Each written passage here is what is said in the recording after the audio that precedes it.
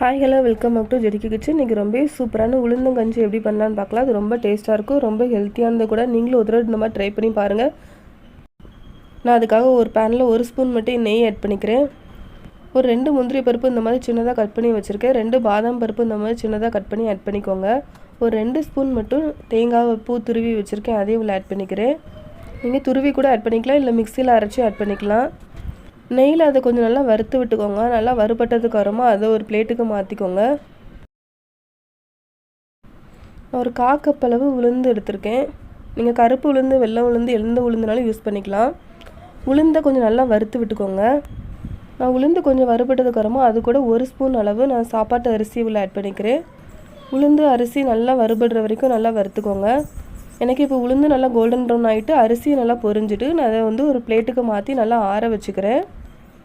நல்லா ஆறுனதுக்கு அப்புறமா அது ஒரு மிக்ஸி ஜாருக்கு மாற்றி எந்த அளவுக்கு நல்லா ஃபைனாக அரைக்க முடியுமோ அந்தளவுக்கு நல்லா ஃபைனாக அரைச்சி எடுத்துக்கோங்க. நீங்கள் பிரேக்ஃபாஸ்ட் பதிலாக கூட செஞ்சு குடிக்கலாம், இல்லை ஈவினிங் டீ காஃபிக்கு பதிலாக கூட செஞ்சு குடிக்கலாம்.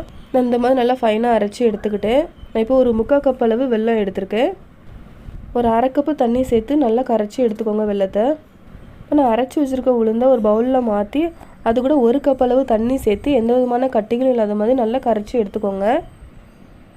நான் இந்த மாதிரி நல்லா கரைச்சி எடுத்துட்டேன். இப்போ எனக்கு வெல்லம் நல்லா கரைஞ்சிட்டு இதை நம்ம வடிகட்டி எடுத்துக்கலாம். அப்போ தான் தூசு எது இருந்தாலும் நம்மளுக்கு வந்துடும். நான் வெல்லத்தை இந்த மாதிரி வடிகட்டி எடுத்துகிட்டேன். நான் ஒரு பேனில் நான் ஒரு 2.5 கப் அளவு நான் தண்ணி ஆட் பண்ணியிருக்கேன். தண்ணி நல்லா சூடு ஏறினதுக்கு அப்புறமா நம்ம கரைச்சி வச்சுருக்க உளுந்து பாலை உள்ளே நல்லா ஆட் பண்ணிக்கோங்க. நல்லா மிக்ஸ் பண்ணி விட்டுக்கோங்க. ஒரு மீடியம் ஃப்ளேமில் வச்சு ஒரு 7லேருந்து 8 நிமிஷம் கொஞ்சம் நல்லா குக் பண்ணி எடுத்துக்கோங்க. உளுந்து நல்லா குக் ஆகி கொஞ்சம் திக்காகி இருக்கும். இந்த ஸ்டேஜில் நான் வடிகட்டி வச்சுருக்க வெல்லத்தையும் உள்ள ஆட் பண்ணிக்கிறேன். ஆட் பண்ணிவிட்டு நல்லா மிக்ஸ் பண்ணி விட்டுக்கோங்க வெல்லத்தை.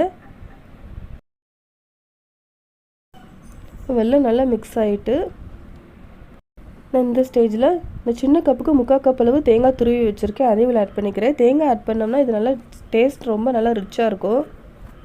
ஒரு 3 ஏலக்காய் இந்த மாதிரி இடித்து வச்சுருக்கேன், அதையும் உள்ள ஆட் பண்ணிக்கிறேன். ஒரு பிஞ்ச் அளவு சால்ட் ஆட் பண்ணிக்கோங்க. நல்லா மிக்ஸ் பண்ணி விட்டுக்கோங்க.